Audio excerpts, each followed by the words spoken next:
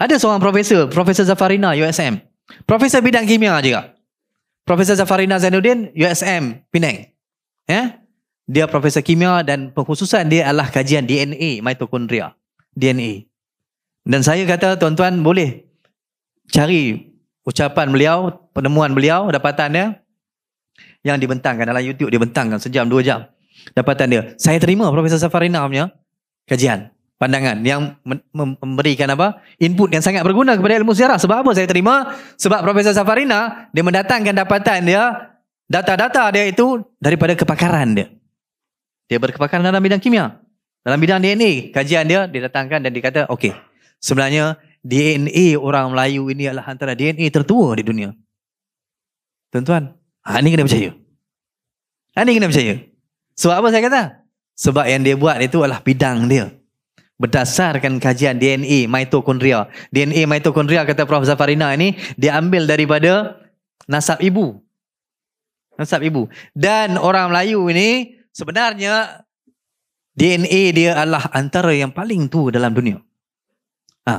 Dah tak cukup bangga lagi. Nak mencari cerita-cerita yang karut. Ya, untuk menaikkan semangat bangsa. Tapi orang marah pula kata, mamak cerita pasal Melayu. Kan? Dah lah, tak apa, saya jiwa Melayu. Kalau dalam perlembagaan perkara 160/2, saya Melayu lah. Tapi kalau ikut DNA saya kalah. Sebab dia Melayu ni tuan-tuan, dia bukan genetik semata-mata pada saya. Dia Melayu adalah budaya, Melayu adalah jiwa. Melayu adalah jiwa. Sebab kalau kita doktor kita ambil DNA seorang-seorang ni, pekat lebuh habis. Dia mesti dah bercampur habis dah. Jadi sebenarnya banyak kebesarannya. Kalau katakan bahasa Melayu tadi itu, teori yang katakan bahawa DNA Melayu antara yang tertua di dunia, dan dia mempunyai persamaan dengan DNA orang asli Semang. Orang asli Semang sudah diiktiraf mereka adalah yang tertua di dunia. Orang asli Semang. Orang asli Semang ni belah ni, kita ni. Di Pahang, di Perak semua ni. Dan DNA orang Melayu mempunyai persamaan yang sangat rapat dengan itu. Melayu ni tuan-tuan ada Melayu Proto, ada Melayu Ditro. Melayu Proto ni bermaksud Melayu lama, early Malays. Ya, Ditro Malays ini kemudian dia berevolusi, dia bercampur dengan macam-macam lagi, etnik-etnik, sub-etnik, dia jadi banyak macam-macam lah, lebih diversify DNA dia tu. Jadi saya nak bagi tahulah bahawa banyak benda lain sebenarnya kalau nak dibanggakan. Tadi itu misalnya, ya. Dan juga sebelum ini tuan-tuan biasa dengar kan orang Melayu ni berasal daripada, contohnya daripada China. Daripada selatan China berhijrah turun ke selatan, daripada utara ke selatan lah. Dengan dapatan oleh Profesor Zafarina tadi dari USM, kajian DNA tadi, sebaliknya berlaku. Dia jadi terbalik. Sebenarnya penghijrahan bukan berlaku daripada utara ke selatan, tapi dari selatan ke utara. Dari selatan ke utara.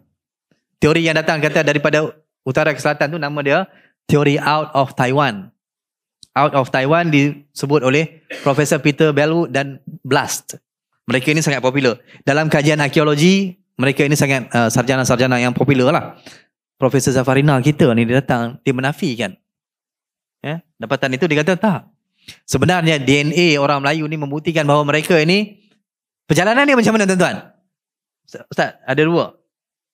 Teori kedatangan manusia, perkembangan manusia ni ada dua. Satu ialah antara yang paling popular lah. Yang paling popular ialah out of Africa dan multi-regional origin. Multi-regional origin. Out of Africa ni maksudnya apa? Semua kita manusia ni, semua kita ni berasal daripada satu benih yang sama. Dari mana? Dari Afrika. Dari Afrika. Itu nama dia teori out of Africa. Yang kedua, multi-regional origin. Iaitu asal usul pelbagai region, pelbagai rantau. Bermaksud apa? Kalau di tanah Melayu memang dah ada manusia kat sini. Kemudian dia berkembang. Di tanah Arab ada manusia di situ, dia berkembang. Di Afrika dia berkembang di situ. Dia tidak ada percampuran. Masing-masing berkembang. Tapi berdasarkan kajian oleh Profesor Zafarina ini dikatakan DNA orang Melayu ini sebenarnya dikata apabila dikaji, dia goes back to one single woman in Africa. 200,000 tahun yang dulu.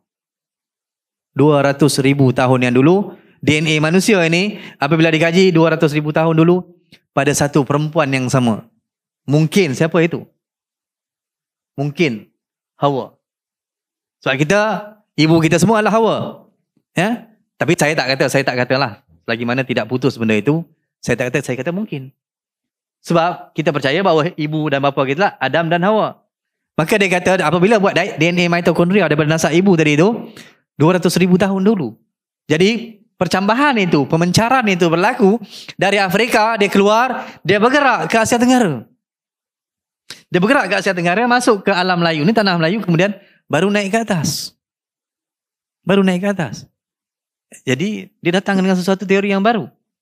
Yang mengatakan bahawa tidak, sebenarnya DNA orang Melayu ini lebih tua daripada DNA orang Cina di atas.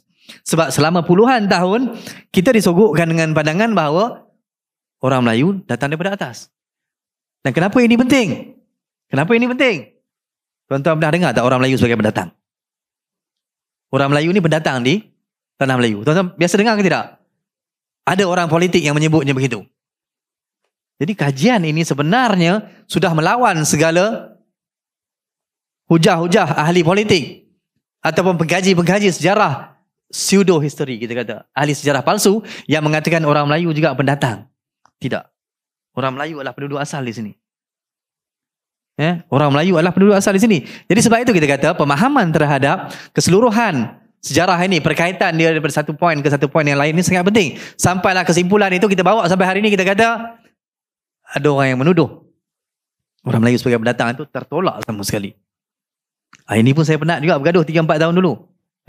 Ada sekumpulan manusia yang mengatakan, Melayu juga pendatang seperti mana kaum-kaum yang lain. Ini satu pandangan yang salah. Satu pandangan yang salah. Alam Melayu itu sangat luas. Malay Archipelago atau Javanese Archipelago itu sangat luas. Ada dua orang yang sangat penting. Dapatan dia atau pandangan dia berkaitan dengan alam Melayu.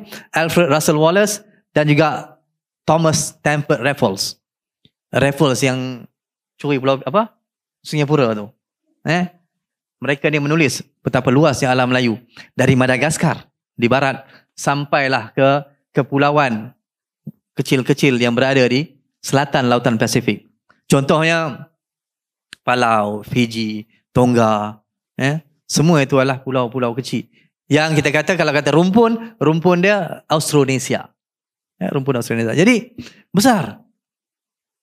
Kalau kita tengok keluasan yang ada pada Malay Archipelago itu sama macam China misalnya. Kebesaran dia sama macam benua kecil India misalnya. India itu dianggap sebagai satu benua kecil. Dan ini juga besar. Cuma tinggal lagi sebenarnya alam Melayu ni dia tidak seketul. Dia tidak setumpuk. Kalau kita tengok China, dia setumpuk besar gitu. Kalau kita tengok India, dia setumpuk. Dari India tuan-tuan, kalau cakap India, kita kena bayangkan Bangladesh, Pakistan, Afghanistan, segala itu semua India. Itu benua kecil India.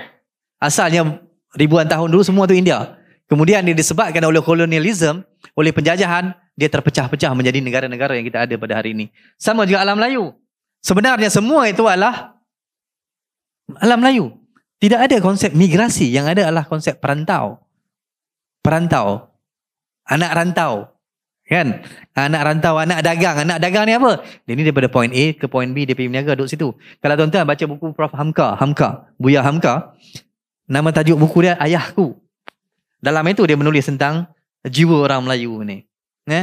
Bagaimana daripada point A ke point B dia merantau. Kalau juga baca novel dia Tenggelamnya Kapal Wenderwick. Dia bercerita tentang anak dagang ni. Anak dagang berhijrah daripada satu tempat ke satu tempat. Tetapi dia tidak menjadikan orang Melayu itu atau rumpun Melayu itu asing terus. Sebab dia berkongsi identiti yang sama. Makanan, ciri makanan yang sama. Bahasa yang sama. Dan yang paling penting apa dia? Agama yang sama. Agama yang sama. Orang Melayu ni uniknya, dalam dunia ni satu bangsa aja yang memperlembagaankan agama dengan bangsa dia. Iaitu Melayu saja. Arab tak ada. Arab tidak berkata dalam perkara sekian-sekian, Arab bermaksud mesti Islam. Tidak. Turki tidak. Turki Utsmaniyah tidak memperlembagaankan dia. Melayu, dia memperlembagaankan. Siapakah yang dikatakan sebagai Melayu itu? Walaupun kita kata itu adalah definisi politik lah.